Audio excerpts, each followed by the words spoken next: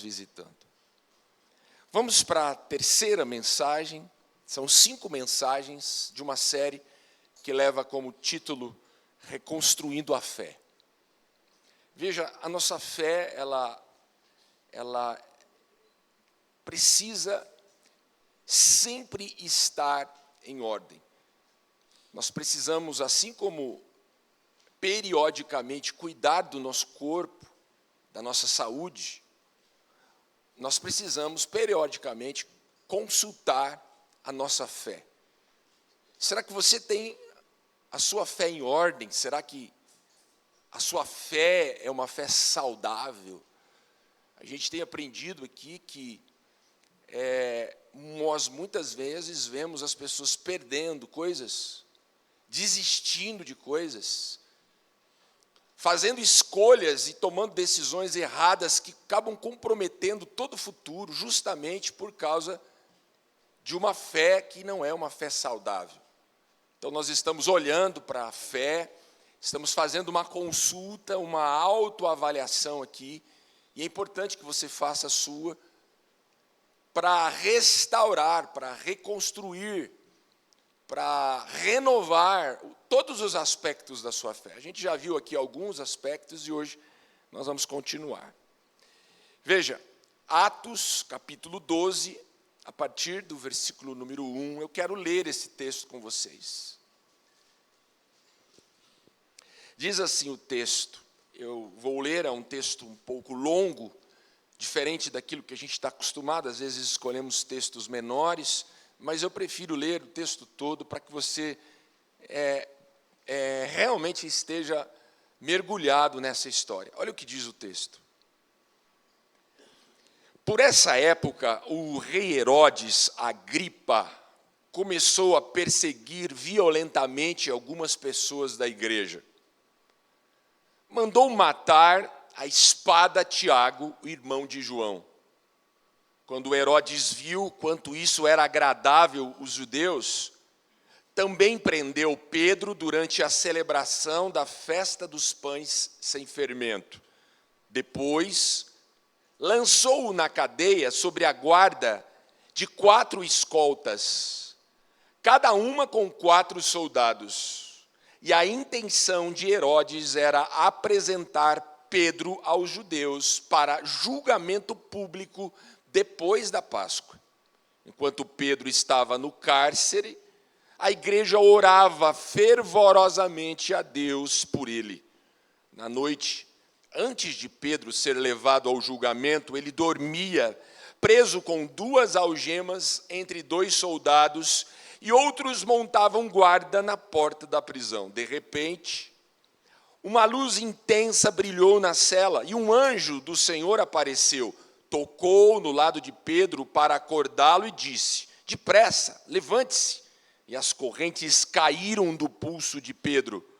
Então o anjo disse: vista-se, calce as sandálias. E Pedro obedeceu. Agora vista a capa e siga-me, ordenou o anjo. Pedro deixou a cela, seguiu o anjo o tempo todo, porém, pensava que era uma visão. Sem entender o que era real, o que estava acontecendo. Passaram o primeiro e os segundos postos de guarda, e quando chegaram ao portão de ferro que dava para a cidade, o portão se abriu sozinho para eles. Os 2 passaram e foram caminhando ao longo da rua, até que subitamente o anjo o deixou. Por fim, Pedro caiu em si. É verdade mesmo, disse ele. O Senhor enviou o seu anjo para me salvar daquilo que Herodes e os judeus planejavam me fazer. Quando Pedro se deu conta disso, foi à casa de Maria, mãe de João Marcos, onde muitos estavam reunidos para orar. E ele bateu à porta da frente, e uma serva chamada Rode foi atender. E ao reconhecer a voz de Pedro, ela ficou tão contente que, em vez de abrir a porta, ela correu de volta para dentro, dizendo a todos: Pedro está à porta.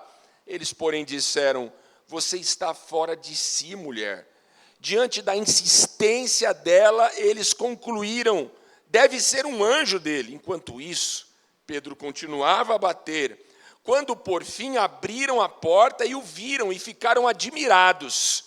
E ele fez um sinal para se acalmarem e lhes contou como o Senhor havia o tirado da prisão. Contem a Tiago e aos outros irmãos o que aconteceu, disse ele. Então ele foi para outro lugar. Ao amanhecer, houve grande alvoroço entre os soldados a respeito do que tinha acontecido a Pedro. Herodes ordenou que fosse feita uma busca completa por ele. Não conseguindo encontrá-lo, interrogou os guardas e mandou executá-los. E depois disso, Herodes partiu da Judéia e foi passar algum tempo em Cesareia. Eu dei o tema para a mensagem de hoje e o tema é Quando oramos. Esse é o tema, eu queria orar com vocês. Amado Deus, mais uma vez, nós estamos diante da Tua palavra e a minha oração é para que o Senhor possa encontrar agora corações abertos. Aqueles que estão ainda, por algum motivo, com o seu coração fechado, distraído. Espírito Santo, venha nos colocar todos em uma mesma sintonia. Que eu possa transmitir a palavra e que todos que estão aqui possam não apenas ouvi-la, mas também compreendê-la. Ó Deus, aplicar essa palavra na vida, Pai. Eu oro, Pai, e eu quero abençoar a vida de todos. Pai, que eu seja um instrumento de bênção na vida de todos os Teus filhos. Pai, em nome de Jesus, é o que eu te peço. Em nome de Jesus. Amém e amém. Veja, irmãos, na vida da gente, tudo pode estar indo muito bem. Você pode estar indo muito bem. Todas as áreas da sua vida podem estar uma maravilha. Mas na vida da gente é assim, se existir alguma coisa desajustada, aquilo que está desajustado, muitas das vezes acaba comprometendo todo o restante. Não sei se você já percebeu isso. Você pode estar, por exemplo, indo bem no seu trabalho. Você pode estar vivendo um tempo bom, um tempo muito feliz com o seu casamento, na sua família, na relação com seus filhos.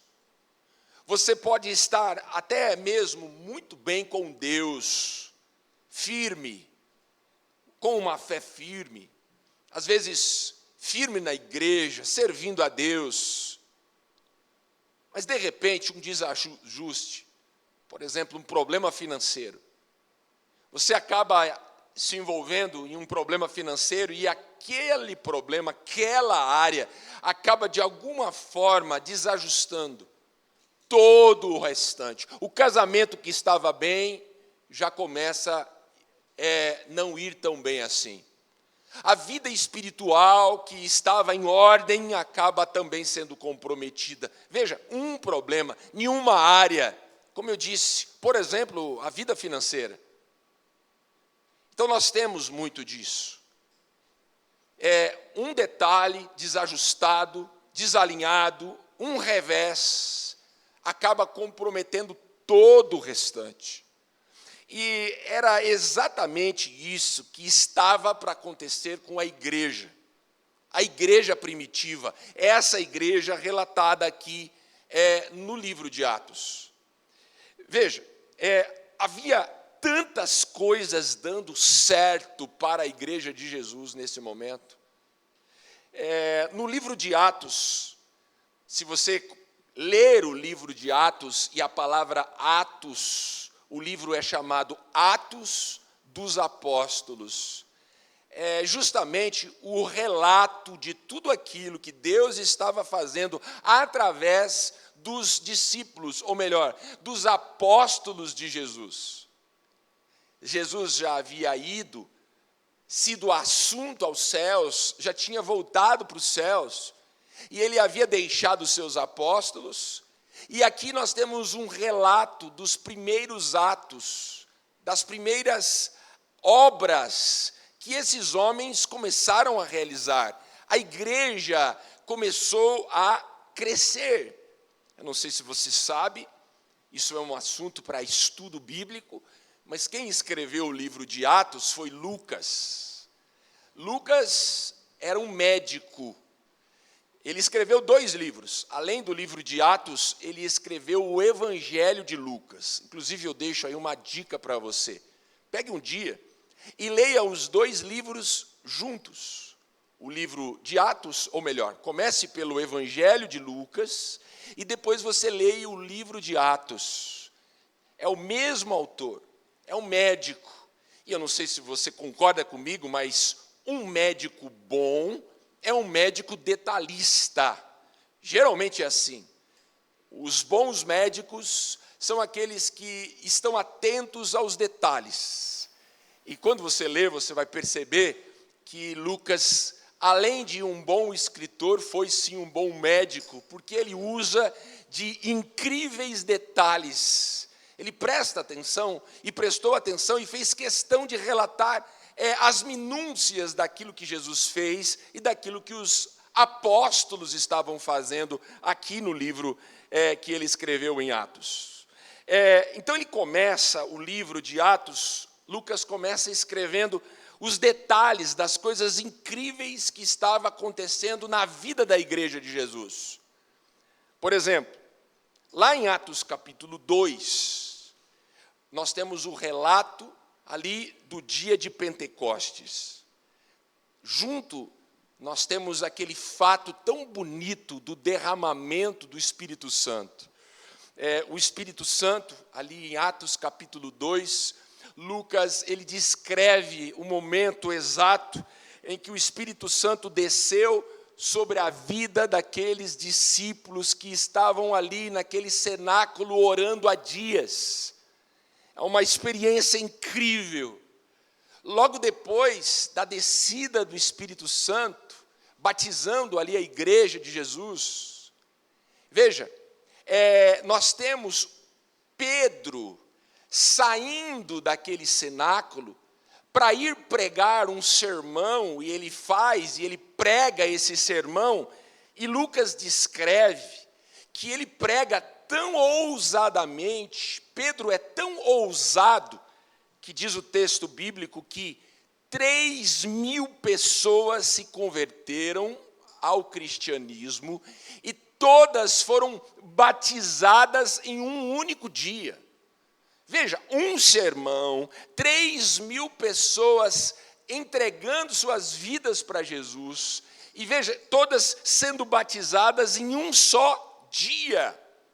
Eu disse, um só dia. Olha que maravilha. Aí você vai para Atos capítulo 3, capítulo 4, e você começa a perceber os primeiros grandes milagres. Deus, através da igreja de Jesus, começou a realizar muitos milagres ali naquela região. Pedro, ao lado de João, eles estavam chegando até o templo, e ali havia um aleijado na porta do templo, e esse aleijado pediu esmolas.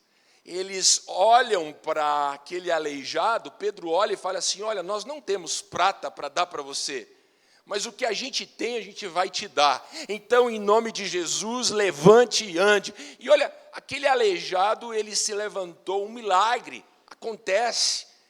Ele entra junto com Pedro e João, o aleijado entra caminhando para dentro do templo, e uma festa, uma celebração, um momento glorioso, todo mundo vendo aquele homem que por anos era conhecido por ficar pedindo esmolas. Veja, todos estavam vendo ele andando. Isso foi, sem dúvida, um impacto muito grande, marcou a vida das pessoas. Naquele mesmo dia, Pedro, novamente, prega o evangelho lá no templo, e muitas outras pessoas se converteram. Os números que Lucas coloca eram, já totalizando, 5.000 homens, ou seja, sem contar as mulheres, sem contar adolescentes, veja, crianças, sem contar isso, mais de 5.000 homens convertidos. A igreja estava crescendo em unidade e em comunhão. acontece um fato também muito importante. Filipe, um outro discípulo, ele prega numa cidade chamada Samaria, e um mágico se converte.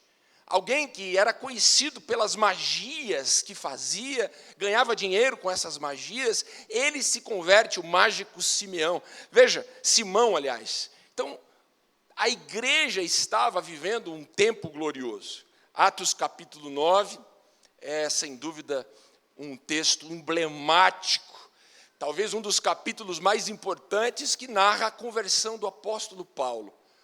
Um homem que deu a sua vida praticamente perseguindo os primeiros cristãos. Um perseguidor furioso que queria matar, que queria destruir o cristianismo que estava expandindo. Esse Saulo, conhecido como Saulo de Tarsos, ele se converte.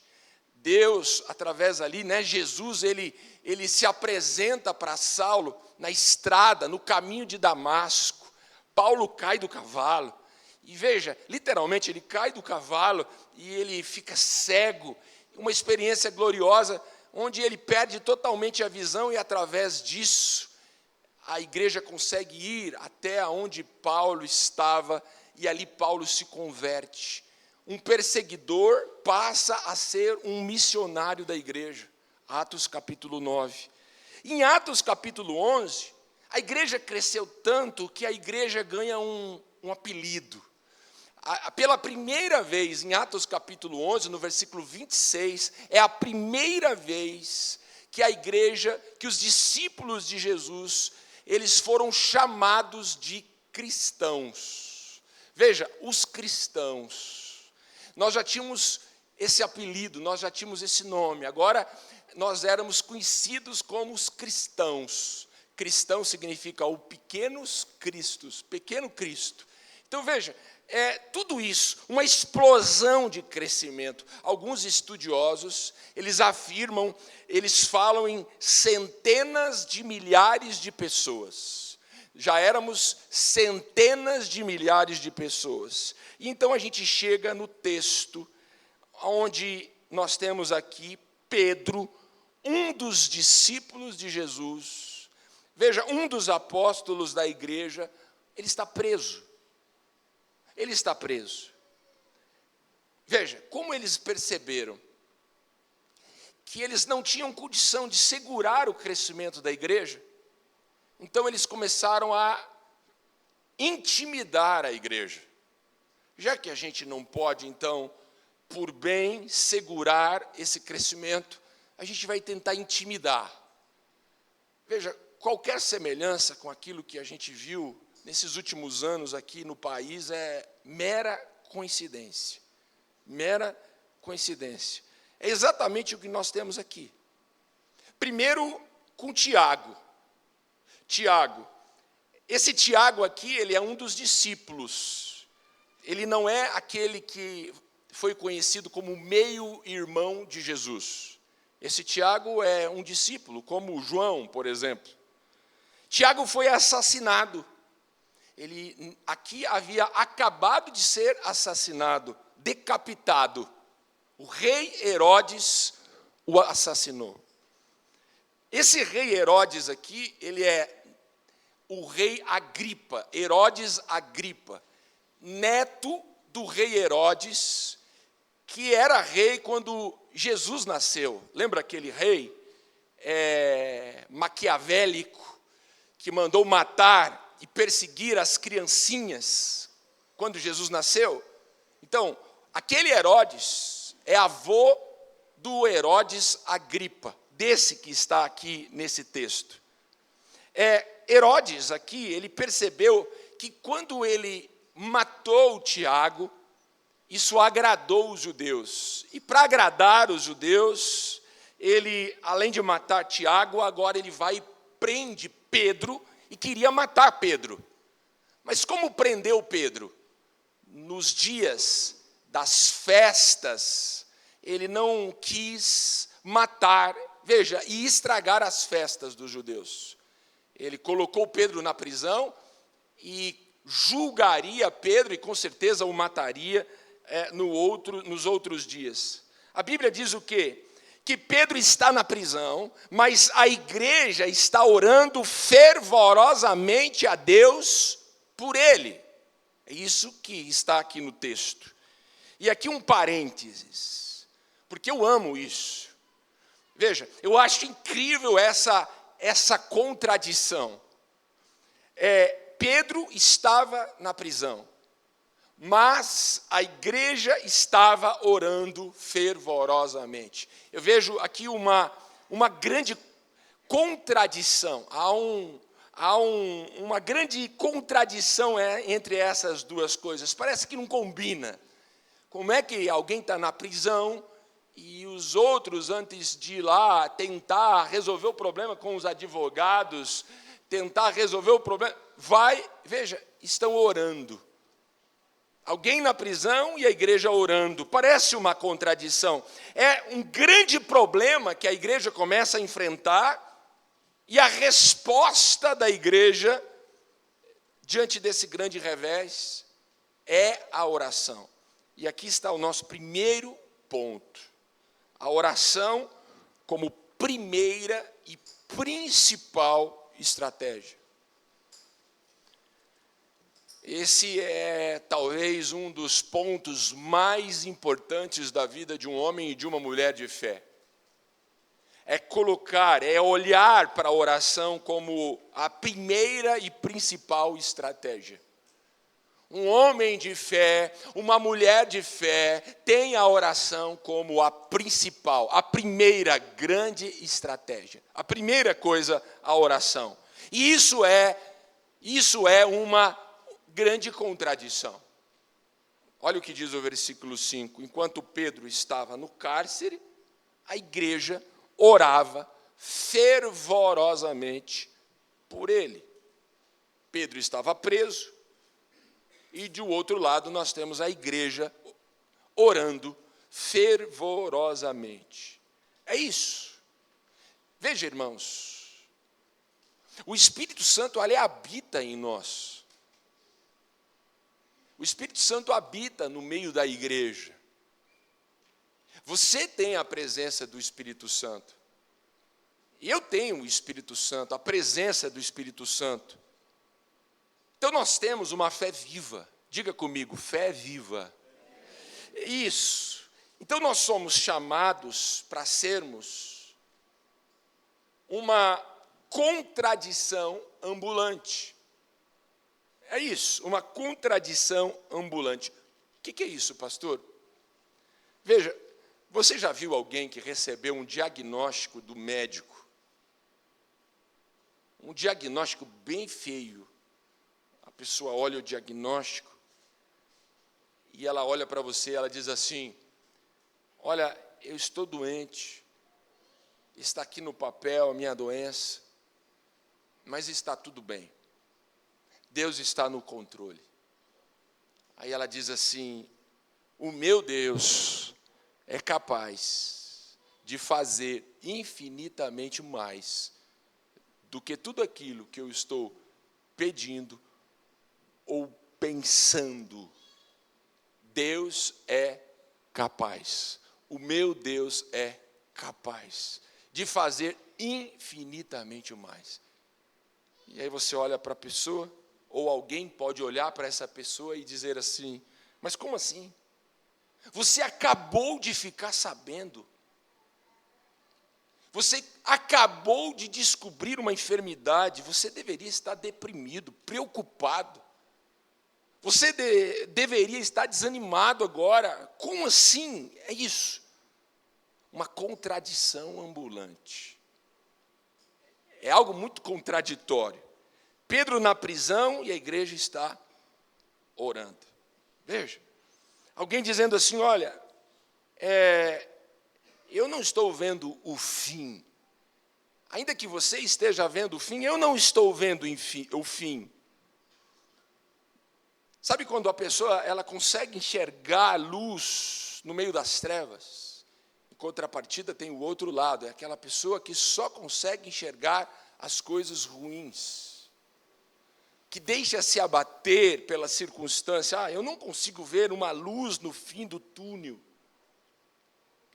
Mas tem aquele que diz assim, olha, ainda que eu não esteja enxergando nada, ainda que eu não esteja avistando uma luz, eu permaneço confiante, porque eu sei que o meu Deus excede todo o meu entendimento. O meu Deus transcende todo o meu entendimento. O meu Deus está cuidando de mim. O que é isso? De novo, uma contradição ambulante. São pessoas que vivem pela fé. E é esse o tipo de fé que nós precisamos. Quando a luta vem, você não corre abraçar a preocupação.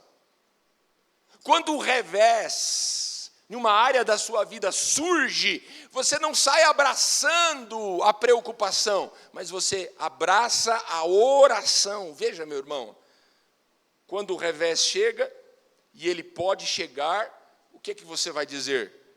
Eu não sei como isso vai acabar, eu não sei como vai acontecer, e no lugar de você dizer isso, eu não sei como é que vai acabar, eu não sei como é que vai acontecer, você vai dizer, né? Quando a dificuldade chegar, eu vou orar, porque ainda que eu não sei o que fazer, eu sirvo a um Deus que sabe fazer o que precisa ser feito e Ele fará por mim. Então é contradição. Diz aqui que a igreja estava orando fervorosamente. Sabe o que isso significa? Eles estavam orando e eles acreditavam que havia poder nas suas orações. A igreja estava orando e eles acreditavam que eles não estavam apenas lançando palavras para os céus. A igreja estava orando e eles realmente acreditavam que essa oração poderia mudar a situação de Pedro naquela prisão. Não era uma oração apenas da boca para fora, era uma oração fervorosa, era uma oração onde realmente eles acreditavam naquilo. Eu não sei quantos de vocês souberam, eu acredito que a maioria, aquele missionário católico, o Tiba, nessa semana sofreu um acidente grave. Ele precisou pular na água de um rio para salvar um dos seus filhos. E ele bateu a cabeça, creio eu, numa pedra. Ali, quando ele pulou na água, ele bateu a cabeça numa pedra e aquilo trouxe para ele um traumatismo ao ponto de paralisar praticamente todos os movimentos do seu corpo. E ele foi hospitalizado. Vamos continuar orando por ele também. Mas o que me chamou a atenção foi que ali no Twitter, agora o X, a rede social que eu particularmente gosto bastante, eu vi a postagem de um deputado e essa postagem me chamou a atenção. E eu sei que esse deputado estava com boa intenção. Ele não estava mal intencionado. Ele disse assim, ali pedindo oração pelo Tiba, ele falou assim, vamos orar por ele. E eu fiz questão de escrever, porque ele disse assim, vamos lançar palavras positivas ao ar. Ele disse, vamos nos unir em uma grande corrente e vamos lançar boas energias no ar. Veja, ele estava bem intencionado. Ele não fez por mal. Eu parei, eu pensei, eu disse, não, espera aí. Não é isso. Oração não é isso. Oração não são palavras positivas. Oração não é você lançar palavras para o ar. Não é você lançar boas energias. Isso não é oração, não é isso. A Bíblia diz o quê? Que nós temos um Deus que tem ouvidos. Nós temos um Deus, e esse Deus não é surdo, ele tem ouvidos. O nosso Deus, ele tem as suas mãos, os seus braços, e veja, Deus não está com os braços encolhidos, cruzados. O braço de Deus não é curto, que não pode nos alcançar, que não pode nos socorrer. Então, oração é muito mais do que lançar palavras para o ar. Oração é o quê? Eu não estou jogando palavras para os céus. Eu não estou em uma corrente de energias boas. Veja, eu oro porque o meu Deus tem ouvidos e Ele ouve o meu clamor. Deus ouve a nossa oração. Assim como você ouve a palavra, Deus ouve as suas palavras. As mãos do Senhor, elas são estendidas para o objeto da minha intercessão. Quando você intercede por alguém, as mãos do Senhor foram estendidas. Senhor, estenda as tuas mãos lá para a Hilda. Senhor, estenda as suas mãos lá para o Tiba. Senhor, estenda as suas mãos sobre minha casa. E veja, as mãos do Senhor são estendidas porque Deus ouve, Deus estende as mãos. Veja, então eu estou clamando para aquele que pode colocar as mãos e pode mudar completamente a situação que eu estou vivendo. É exatamente isso. Esta era a certeza da igreja. Eles oravam fervorosamente. Eles acreditavam naquilo. Por isso que eles não foram perder tempo com outra coisa, com uma outra estratégia, porque eles sabiam que a maior e mais eficaz estratégia para aquilo que eles estavam vivendo era aos pés do Senhor em oração. Então não há uma estratégia melhor do que você começar tudo de joelhos em oração. Uma oração realmente crendo que Deus vai ouvir o seu clamor, estender as mãos e abençoar aquilo que você precisa. Quantos estão entendendo e estão comigo? Posso dizer amém? Agora nós chegamos ao segundo ponto. A oração como alinhamento com o que Deus diz. Como alinhamento com o que Deus diz. Olhe para mim um pouquinho, depois de você fazer a sua anotação. É importante você saber disso. Nós estamos aqui revisando nossa fé e nesse aspecto da oração, aprenda uma coisa, a oração ela não é algo inerente. O que é isso? Essa natureza nossa, adâmica, uma natureza caída do pecado, fruto do pecado de Adão e Eva, veja, não há inerência, a oração não é inerente, nós não nascemos sabendo orar. A gente precisa aprender. Veja, assim como o louvor não é inerente nosso. Ninguém nasce com as mãozinhas erguidas assim, louvando a Deus. Ninguém nasce assim. A não ser torcedor do São Paulo. Quando nasce no dia do jogo do São Paulo, ele já nasce com os bracinhos levantados assim, torcendo, né? Então veja, a oração não é assim. Assim como o louvor. O que você faz quando você está com fome? Eu tenho 2 tartarugas em casa. Além da minha cachorrinha, a Dona, eu tenho 2 tigres d'água. E eu deixo a maior parte do tempo elas soltas no meu quintal. Então, quando elas estão com fome, e elas fazem isso, quando elas estão com fome, elas vão para a minha cozinha. Elas ficam o tempo todo fora, mas elas entram na cozinha. Então, a gente já sabe. Quando a gente vê ela na cozinha, seja ela qual for, a menor ou a maior, a gente vai ali, pega ela, porque elas só comem dentro da água. Então, a gente coloca ela dentro da bacia de água para dar comida. Hoje de manhã, a maior chegou lá, entrou na cozinha. A gente estava tomando café, ela vai e ela para na frente ali da mesa e ela fica ali com o pescocinho. Eu estou falando sério, é isso. Então, dá para ensinar até tartaruga, irmão. Como é que os pais têm dificuldade em ensinar os filhos, né? A gente acaba ensinando tartaruga, filho. Então, dá para ensinar. A gente precisa entender que dá para ensinar. Mas não é sobre isso a aula. Ou melhor, o sermão. Né? E aqui está a grande lição sobre oração. A gente precisa aprender. Para onde você vai quando você está desesperado de fome? Para a geladeira, não é? Já viu adolescente? É incrível. Eu falei, gente, mas vocês vão abrir a geladeira de novo. O que vocês estão querendo? Quem tem filho adolescente aí? Não é assim? Abre a geladeira, abre as portas, aí fica olhando para dentro assim. Tem bolacha, tem pão, tem não sei o quê, mas eles ficam olhando assim. Não é? Então, quando você está com fome, você vai para a geladeira, você aprendeu, as tartarugas aprenderam, elas vão para a cozinha. Agora, para onde você vai quando há um grande revés na sua vida? Uma grande dificuldade surgiu, para onde você vai? A gente precisa aprender isso.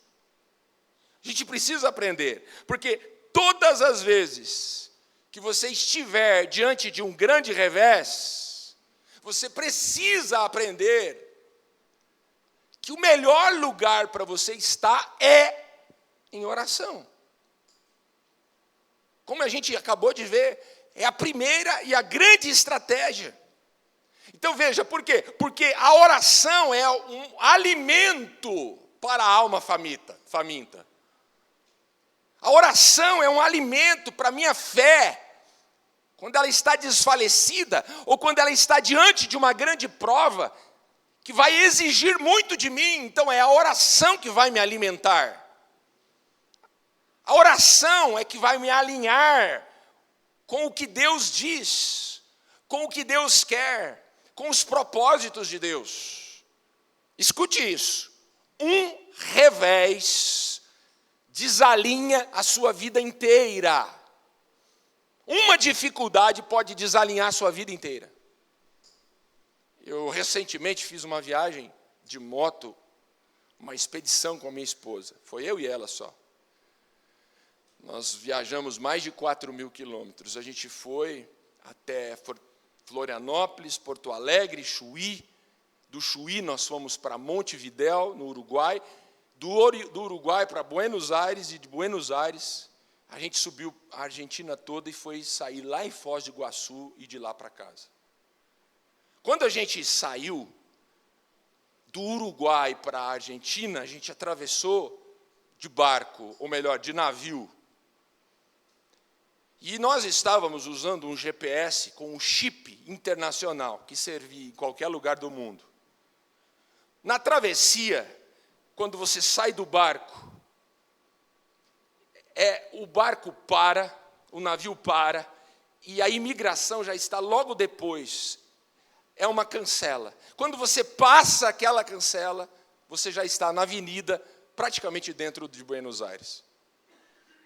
E eu liguei o celular, vesti a roupa, coloquei o capacete, nós montamos na moto, subimos na moto. Veja, saímos do navio. Eu achei que a gente ia fazer uma imigração ali, que iam pedir para descer, mostrar passaporte. Eles não fizeram nada disso. Pegaram o passaporte, olharam, perguntaram, está levando alguma coisa? Eu falei, não estou levando nada. A cancela abriu. No que eu saí, eu parei assim, de cara com a avenida. Eu olhei para o GPS e não tinha sinal de celular. E aí eu olhei os carros atrás, vindo atrás de mim, eu falei, eu tenho que ir. Eu entrei numa avenida que não tinha como parar. E aí eu fui andando. E aí eu fui andando. E aí eu fui andando. E eu olhava para o GPS e falava, para onde eu estou indo? Não sei, vamos andar. E eu fui andando. E ali é um porto. E aí tem viadutos. E debaixo daqueles viadutos, indigentes dormindo, muitos indigentes, isso chamou muito a minha curiosidade em relação a Buenos Aires, muito. Do lado de lá, uma favela. Eu falei, bom, não deve ser um dos melhores lugares para um turista sozinho, de moto, estar. E sem sinal. Irmãos, aquilo me desestruturou. Foi a única coisa que me desestruturou na viagem. Porque eu não sabia para onde eu estava indo. E eu já tinha andado 5 quilômetros, 10 quilômetros, numa avenida que não acabava, e eu virava para a direita, se eu virasse para a esquerda, eu ia cair dentro da favela, e eu estava indo para onde? Eu não sabia. Um sinal de GPS que não funcionou. Um revés me desalinhou completamente. E aí a palavra, e aí é algo importante para nós. Você não pode continuar caminhando sem a convicção, e você precisa dessa convicção, de estar alinhado com os propósitos de Deus. Às vezes uma coisa, uma situação, Um sinal de GPS te desalinha e você vai caminhando, e tem gente caminhando. Um revés, uma dificuldade desalinhou e a pessoa está indo. Para onde você está indo? Não sei, eu estou indo. Mas e os propósitos de Deus? E o que Deus diz? E as promessas de Deus? E os planos de Deus? Eu não sei, eu estou indo. Eu estou indo. Então, se você continuar caminhando sem convicção, vai ficar cada vez mais difícil para voltar. Cada vez mais difícil para voltar. De repente, um revés. Tiago é preso, ele é assassinado. Logo em seguida, Pedro é preso. Veja, olha só, ele seria julgado pelo mesmo tribunal que julgou, as mesmas pessoas o julgariam. O que aconteceria? Um outro seria morto. Tiago tinha sido assassinado, agora Pedro ia ser assassinado, e a Bíblia diz o quê? Que eles foram orar. Eles não podiam perder o que Deus estava fazendo. Eles não podiam jogar tudo fora. Já eram centenas de milhares de pessoas espalhadas por aquela região. Deus já havia feito milagres, Deus já havia feito coisas incríveis. Então deixa eu dizer algo para você, meu irmão. Deixa eu dizer algo para você. Eu não sei há quanto tempo você está andando sem saber para onde você está indo.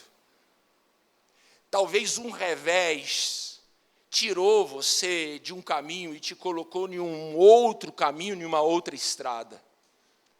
Talvez uma dificuldade inesperada surgiu e você acabou fazendo uma escolha e você não tem certeza se essa foi a melhor escolha para a sua vida. A oração alinha você. A oração vai colocar você novamente nos planos, nos propósitos de Deus. A oração não vai deixar fazer o que você não pode fazer, que é desistir, que é abandonar, que é jogar fora, às vezes aquilo que você não pode jogar simplesmente por desistir. Então, que você realmente possa parar tudo o que você está tentando fazer com as suas próprias forças, colocar os seus joelhos no chão e orar e pedir: Senhor, alinha o meu coração com o teu coração. Senhor, os teus pensamentos são maiores do que os meus pensamentos. Senhor, a tua vontade, eu não sei qual é a tua vontade diante dessa situação. Todavia, ó Deus, eu peço que eu não ande nem um passo mais sem ter a convicção e a certeza de que o Senhor está comigo. Consegue entender, meu irmão?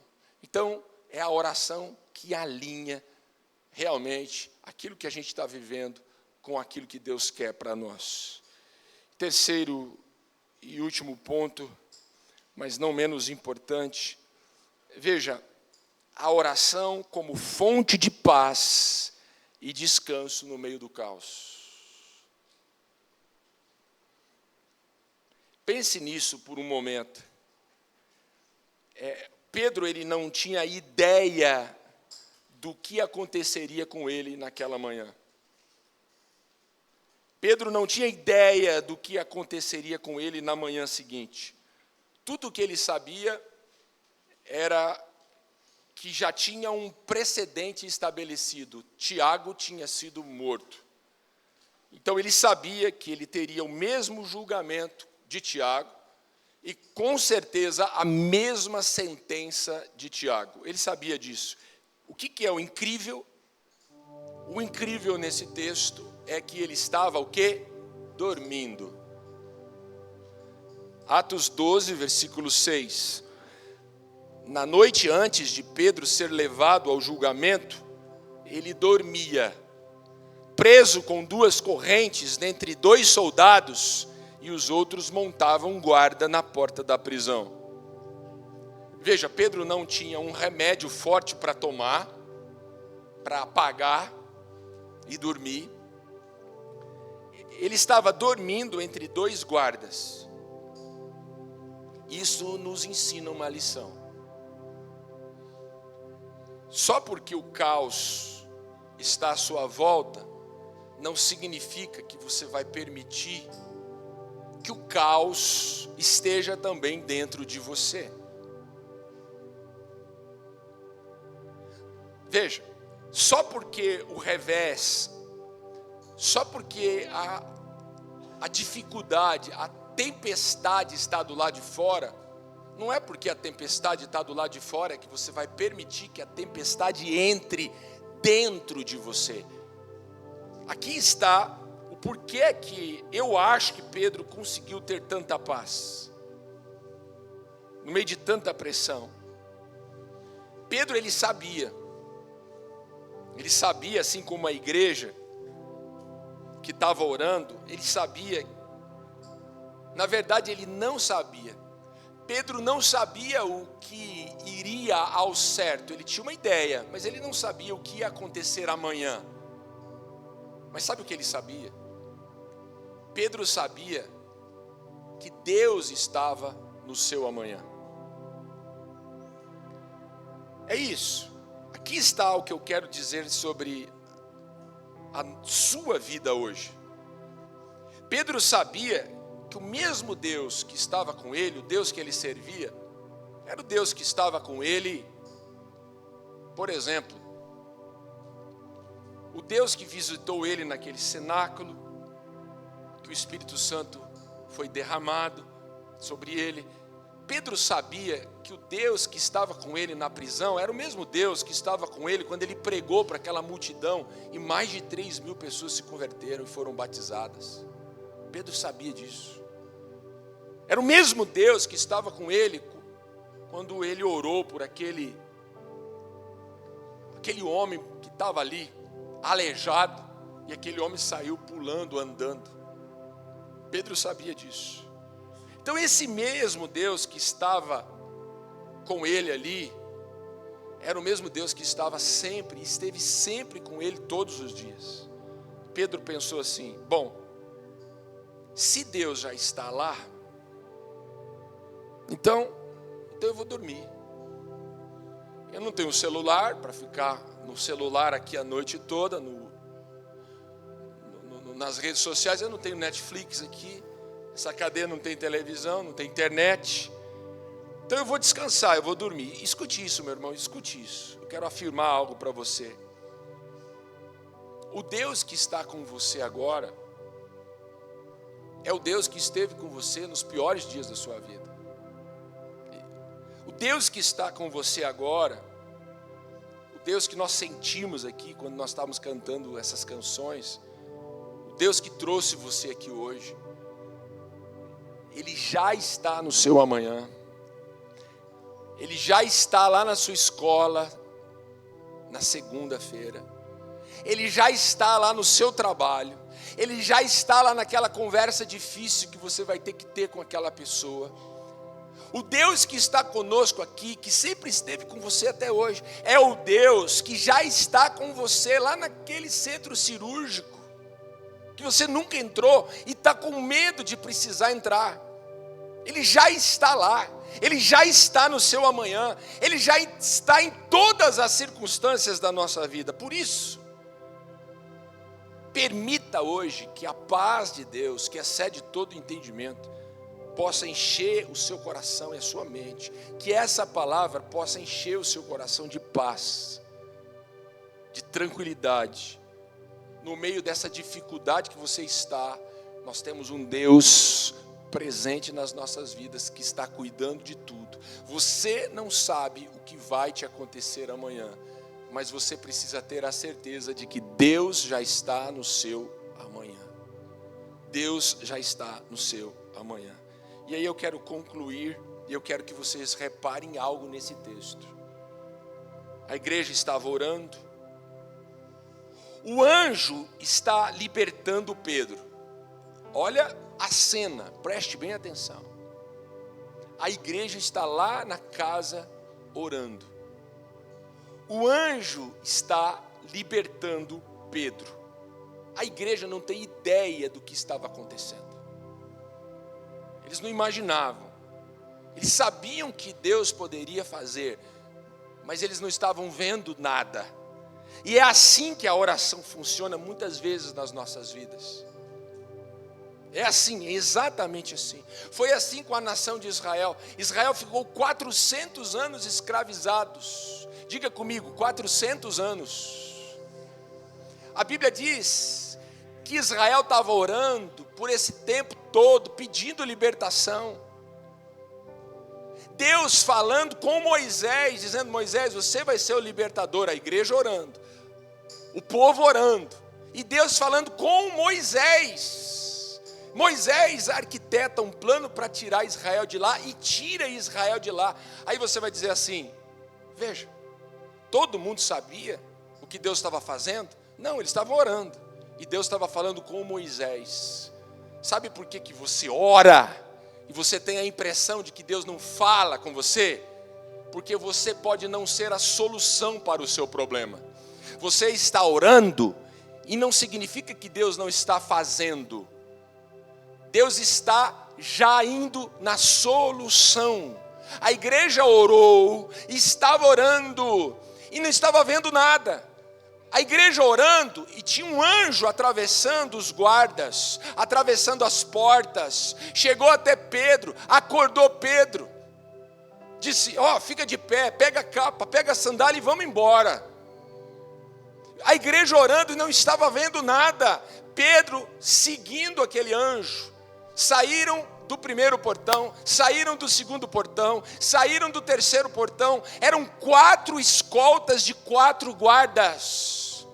Eram 16 guardas, mais 2 que estavam do lado de Pedro. O anjo tira Pedro de lá. A última porta, a Bíblia diz que a porta se abriu sozinha. E a igreja não estava vendo nada, e Deus já estava fazendo tudo. Consegue entender? Então por que você está aflito? Pastor, porque eu não estou vendo resposta. Pastor, porque eu não estou vendo a solução. Meu irmão, se você não está vendo, é porque você não é a solução. Você está orando, e Deus está dando a solução. Deus já está abrindo as portas que precisam ser abertas. Deus já está acordando quem tem que acordar. Deus já está tirando as algemas. Deus já está, veja só, vestindo quem precisa se vestir. As portas já estão se abrindo. As portas que precisam ser abertas já estão sendo abertas. Pastor, mas eu não estou vendo. E quem disse que você vai ver alguma coisa? Quem disse que a gente precisa ver? Nós não somos daqueles que vivem pelo que vê. Nós somos daqueles que vivem do que crê. Nós cremos. Então ore e descanse, porque Deus já está entrando com a solução. Deus já está entrando com a solução. Vamos ficar em pé e vamos orar.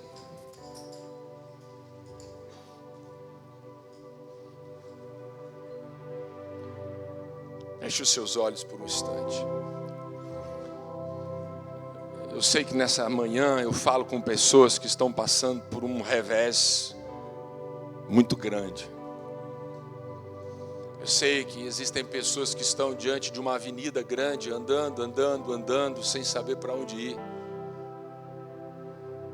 Talvez algo aconteceu na tua vida nesses últimos dias que tirou você do eixo.